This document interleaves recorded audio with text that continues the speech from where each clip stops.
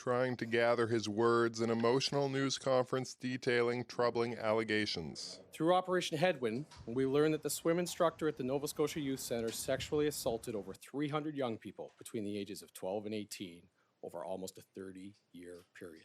Police said all the alleged victims were boys with the exception of one girl. RCMP commending the bravery and patience of those who have come forward, saying 450 people across the country have been interviewed, leading police to lay 66 charges against one man, 75-year-old Donald Douglas Williams, who was arrested at his Dartmouth home last Saturday. But those charges only cover about 30 of the more than 300 reported victims. Additional charges are expected against Doug Williams, and they'll be announced in the coming months. Williams worked at the youth detention center known as Waterville from 1988 to 2017. The alleged assaults happened between 1989 and 2015. This instructor held a position of authority, and the young people he victimized should have been able to trust him and feel safe with him.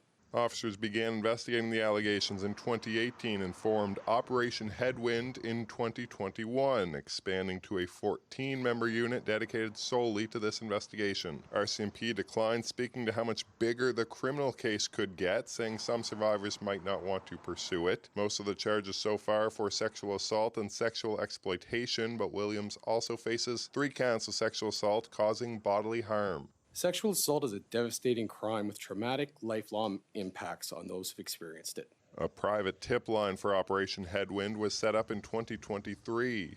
We believe there may be more survivors and people in the community who knew about the abuse that occurred at the Nova Scotia Youth Centre. If you or someone you know experienced sexual assault while at Waterville, we want you to know it's not too late to report what happened. None of the allegations have been tested in court. Williams was released on conditions and is due in Kentville Provincial Court next week. Callum Smith, CTV News, Waterville, Nova Scotia.